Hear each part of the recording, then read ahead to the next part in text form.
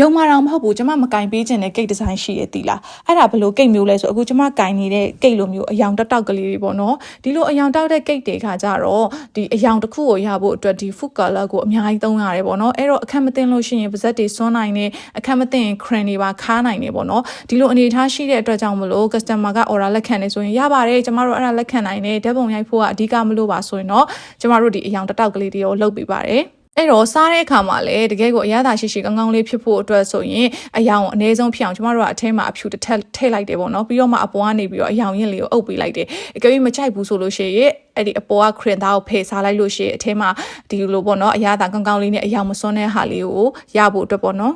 ကျမကကြတော့အဲ့လိုအယောင်နုနုလေးတွေကြိုက်တယ်။ဘာလို့ဆိုနုနုလေးပိုဆန်ဆန်လေးကိုပိုကြိုက်တယ်ပေါ့နော်။ဒီလိုအယောင်လေးတွေကကြတော့ဓာတ်ပုံရိုက်ရင်တော့အရင်လာရဲဆိုတော့ဓာတ်ပုံသမားတွေအတွက်ဆိုလို့ရှိရင်တော့ဓာတ်ပုံရိုက်ပြီးလို့ရှိရင်အပေါ်ကအယောင်တောက်တာလေးတွေကိုဖယ်ပြီးတော့စားလိုက်ပေါ့နော်။အဲ့လိုပုံစံမျိုးလေးအကြံပေးဖြစ်ပါတယ်။ဒီကိတ်ဆိုလို့ရှိရင်လည်း anniversary ကိတ်ဖြစ်တယ်ပေါ့နော်ဆိုတော့ဓာတ်ပုံရိုက်ရင်လည်းရိုက်နိုင်တာဆိုတဲ့အတွက်ကြောင့်မို့အယောင်တောက်လေးပဲမှာထားတဲ့အတွက်လှလှလေးနဲ့အယောင်ကလေးဆက်ပြီးတော့လုပ်ပြီးဖြစ်ပါတယ်ကျမကတော့ GS Bakery ကကိတ်လေးပဲဖြစ်ဖြစ်မုတ်လေးပဲဖြစ်ဖြစ်စားတဲ့ခါကြလို့ရှိရင်အနေကင်းစီခြင်းနဲ့ကျမရင်းနဲ့လည်းအတက်နိုင်ဆုံးညီညွတ်အောင်လုပ်တဲ့မုတ်ကလေးတွေဖြစ်စေခြင်းနဲ့ပေါ့နော်ကဲစကားမဆက်ဒီကိတ်လေးကိုဘယ်လိုမျိုးအကြံပြုချင်လဲလှရဲ့လားဘာတွေလိုအချက်ရှိလဲအကြံပေးခဲ့အောင်နော်ကဲဆိုတော့နောက်ဗီဒီယိုပြန်တွေ့မယ်တတာ